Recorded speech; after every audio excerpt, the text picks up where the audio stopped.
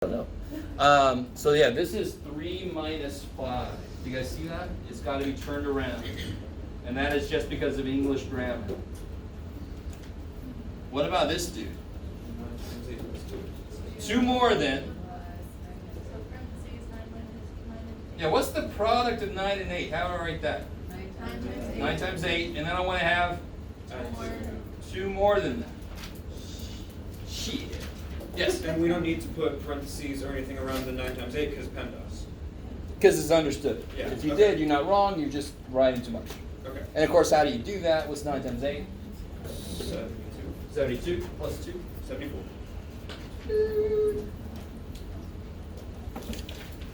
And then I think the last thing I want to talk about real quick. Yes. Oh, so again, if I wanted to have an inequality on that one problem instead of a subtraction, I would have to say is less than. So let's make one that actually makes physical sense. 3 is less than 5. How would I write that in math? 3. 3, and then less than sign. It is the alligator. Yeah, the one that's less than looks like an L that fell over. That's it. Doesn't that look like an L that fell over? It's Right? Do you want to know what it looks like, Mr. Waller? There's an L. It fell over. Does this one look like an L that? No, that one looks like an L that really had a trippy night. Turn around. Fell over. Went upside down. Yes. A way that me and a couple other people were taught with the less than and greater than sign is it's an alligator that wants to eat the bigger one. Yeah, yeah. Alligator wants to eat the bigger one. Yeah. Whatever works. Okay. Okay. Last thing for today. Since we're talking about stuff to do with 0, real quick, I want to talk about this. What is 0 divided by anything like 8?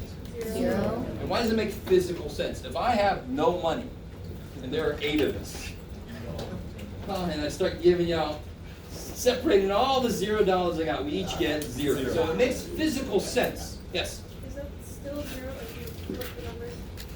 Say again? All right, that's the key.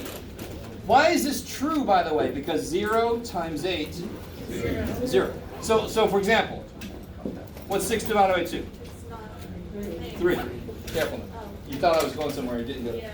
Why is 6 divided by 2? 3, because 3 That's 2. times 2 is 3 is defined in such a way that when I multiply by 2, I get 6. I said that very specifically. So what is 6 divided by 0? It would have to be the number that is defined in such a way that when I multiply it by 0, I get 6. You can. Can't. So therefore, that's why we call it undefined. There's no number defined to do what this wants to do. You guys get that? Undefined. Some of your teachers might have called it infinite, possibly. Infinite. Yeah. Because 6 divided by really, really small is really, really big. So 6 divided by the smallest is the biggest. It's kind of the way that's thought of. That's why some teachers call it infinite. It's actually not quite totally correct to call it that, but it actually works. Or undefined. How we doing? Good. Hopefully that's. And we don't worry about that. That's what's called indeterminate. It's even worse than undefined, so we're not going to talk about 0%. Shit. Did you want these? No, yes, for you guys. We went over it together, so it's okay. All right, guys. So I'll see you tomorrow. We'll do our field trip at the end of class.